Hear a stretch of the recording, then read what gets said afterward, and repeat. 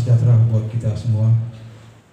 Yang saya hormati Pak Reni berserta tim audit dari Jakarta. Yang saya hormati teman-teman dari perusahaan, barangkali ada perwakilan. Yang saya hormati kasih kalibrasi PT PCB Provinsi Banten beserta teman-teman para staf yang berbahagia. Pertama-tama kita panjatkan puji syukur kehadirat Allah Subhanahu wa taala, Tuhan yang Maha Esa. Alhamdulillah pada pagi hari ini kita semua masih diberi kekuatan dan kesehatan untuk hadir di tempat ini dalam rangka mengikuti kegiatan audit internal. Bapak dan Ibu yang saya hormati, atas keterlambatan ini karena memang kita setiap hari Senin itu kita melaksanakan apel bersama di dinas, sehingga sebenarnya kegiatan ini dilaksanakan jam 9 molor sampai jam. Hormati, perlu saya sampaikan bahwa kita UPT PSMB ini mempunyai fungsi dan tugas, yaitu melaksanakan pengujian dan kalibrasi mutu barang yang terdiri dari 2 seksi, yaitu seksi kalibrasi dan seksi mutu barang. Alhamdulillah untuk kegiatan ini yaitu dari seksi Pak Arif, yaitu seksi kalibrasi dan sertifikasi. Kegiatan ini adalah merupakan kegiatan yang memang sering kita laksanakan setiap tahun, audit internal, karena memang kita juga lab-lab kita itu diaudit juga dari apa namanya kan ya, dari kan BSN dan kan, sehingga kita setiap tahun kita selalu melaksanakan kegiatan audit internal. Nah, di samping juga itu tahun ini kita ada penambahan layanan, ada 8 kalau tidak salah ya. Dan kemarin juga kita sudah berkoordinasi dengan Pak Reni dengan timnya untuk melakukan uji banding. Nah, ini barangkali mudah-mudahan juga bisa berjalan dengan baik sehingga apa yang kita harapkan bisa tercapai. Karena terus terang saja Bapak dan Ibu, saya sampaikan bahwa UPT PSMB ini punya target, yaitu target retribusi yang memang dibebankan kepada kita. Nah, untuk tahun kemarin itu kita masih di 65 juta, tapi di tahun 2023 ini itu dinaikkan menjadi 75 juta. Alhamdulillah untuk tahun kemarin bisa tercapai. Nah, kemudian di tahun 2023 ini kita belum tahu, olehnya itu saya berharap kepada teman-teman khususnya di kalibrasi untuk senantiasa berkoordinasi, kemudian mensosialisasikan agar target kinerja kita ini bisa tercapai dengan baik. Saya nyatakan kegiatan audit internal ini dibuka secara resmi. Pada hari ini senantiasa mendapat ridho dari Allah Subhanahu wa taala. Wabillahi taufiq wal hidayah. Assalamualaikum warahmatullahi wabarakatuh. Sebagai Kepala UPT dan Pak Arif juga yang sudah membuka acara atau kegiatan juga pagi tadi untuk audit internal. Bapak-bapak yang terhormat, terima kasih juga Pak sudah hadir tepat waktu. Izin perkenalkan, saya Reni Ramdhani, dan sebelah kiri saya rekan saya dari auditor Bapak Nanang, juga tim kami ada Ibu Ina dan Ibu Indah dari tim auditor. Jadi seperti yang Pak Kepala UPT sampaikan, kegiatan audit internal memang wajib dilaksanakan minimal 1 kali dalam 1 tahun, di mana kegiatan tersebut diupayakan untuk melihat kegiatan manajemen laboratorium dari sebuah sistem yang kemungkinan terburuk. Itu audit yang pertama. Audit tambahannya adalah kami akan mengukur kesiapan lab atas keinginan dari kita, yaitu menambah ruang lingkup. Nah, dari sisi apa? Dari sisi persiapan standar, uji banding, dan implementasi. Kemarin saya sudah melihat tim kita melakukan uji banding ke lab saya, juga nanti akan berangkat ke beberapa lab lainnya.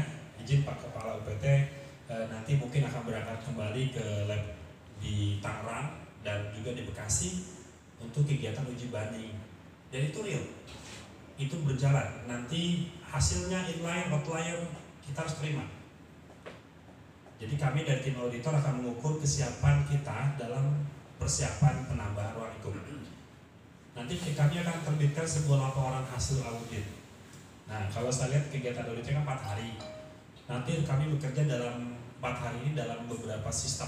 Yang pertama misalnya realnya hari ini tinjauan laboratorium, kegiatan, melihat monitoring, selanjutnya bisa. Diharapkan dari kegiatan audit internal itu tidak hanya sekedar ada program, ada jadwal, terus kemudian kita melakukan audit sesuai dengan program dan jadwal. Harus ada target, gitu ya. Harapannya dari kami itu harus ada target ukuran keberhasilan audit. Nah, jadi diharapkan dari hasil audit itu tidak hanya sekedar dari audit ada temuan. Audit, temuan, jauh temuan, selesai. Nggak hanya itu, ya. Tapi diharapkan dari kegiatan audit itu, ya memang selain kita untuk memastikan apakah implementasinya konsisten atau tidak, efektif atau tidak sistemnya, ada peluang improvement atau tidak. Selain itu harus ada target, ya sejauh mana ketika memang ada penyimpangan kita temukan, tapi itu bisa kita perbaiki melalui perbaikan sistem, ya. Jadi segala bentuk penyimpangan, ketidaksesuaian, nanti arah perbaikannya itu arahkan pada perbaikan sistem, gitu ya. Jadi dengan audit ini bisa membantu, memfasilitasi agar kita bisa mengidentifikasi kelemahan sistem yang masih ada dan perbaikan sistem apa yang bisa kita lakukan. Ada ketidaksesuaian, pasti memang ada peran orang tidak melakukan sesuai dengan misalkan instruksi kerja, SOP atau prosedur, tapi di balik itu pasti ada kelemahan sistemnya. Entah itu mungkin dari mekanisme cara sosialisasinya yang kurang efektif, atau mungkin dari instruksi kerja tata cara pelaksanaan kalibrasinya yang masih kurang jelas. Nah, itu yang saya maksud. Kelemahan sistem itu yang harus kita terus perbaiki, ya. Karena di dalam sistem manajemen itu ketika sebuah laboratorium atau organisasi sudah set up sistem, bukan berarti otomatis sudah membuat sistem yang sempurna. Nggak seperti itu. Ya, sistem itu dinamis. Ya, selalu perlu ada pembaharuan yang kita terus harus lakukan update. Nah, dengan sarana audit inilah harapannya bisa menjadi media untuk melihat sejauh mana kelemahan sistem yang masih ada dan perbaikan sistem apa yang diperlukan. Gitu ya. Nah, kemudian terakhir ini mengenai siklus PDCA audit. Ya, jadi di dalam ISO 19011 versi 2018, secara garis besar siklus PDCA audit itu terbagi menjadi dua program, yaitu penyusunan program dan pelaksanaan program. Nah, di dalam proses penyusunan program itu melalui tahapan plan, kita menyusun dalam penetapan sasaran dari program audit. Kenapa mesti diawali dengan menetapkan sasaran? Karena biasanya kalau sesuatu kegiatan yang kita tidak awali dengan apa tujuan yang ingin kita capai, biasanya ya pada umumnya ya udah asal jalan aja kan gitu. Sehingga apa yang terjadi? Ya udah, yang penting ada kegiatan audit. Tidak ada target, tidak ada sasaran yang betul-betul ingin capai. Nah, beda di sini ketika kita diawali dengan menetapkan tujuan, sasaran, berarti kita sudah punya targetnya yang kita capai. Audit yang sudah kita tetapkan tersebut. Ya, ini klausul 19011.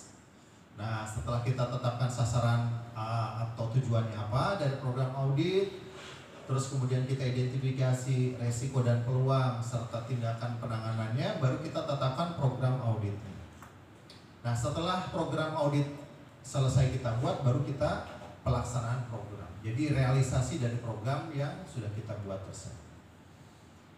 Untuk merealisasikan program audit, kita awali dengan melakukan inisiasi. Inisiasi itu apa? Inisiasi itu adalah bagian dari pre-audit atau perencanaan audit. Kegiatannya apa? Kegiatannya meliputi satu, kita membentuk tim. Siapa saja nih tim auditor yang akan melaksanakan kegiatan audit. Dengan adanya audit ini kita selain menginventarisir permasalahan yang kita punya, kita juga harus seperti apa yang harus kita lakukan gitu kan Pak ya ke depannya.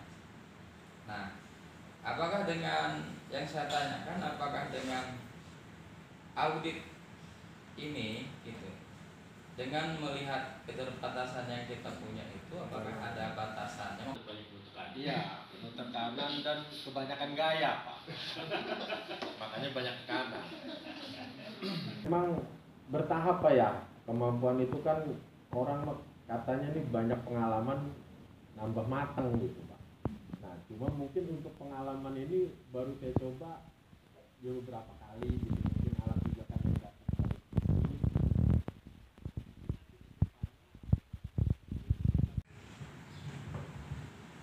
Kuat ya Pak ya, gitu kan? Ya, seperti itu Pak Ade ya, kurang lebih Pak.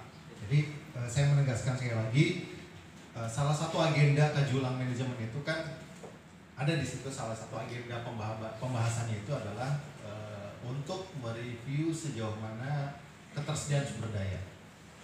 Gitu Pak. Jadi memang kalau misalkan di sebuah laboratorium itu masih ada kekurangan sumber daya karena banyaknya lingkup, ya karena minimnya personel yang ada saat ini gitu ya, itu disampaikan Pak pada saat kaji ulang manajemen. Nanti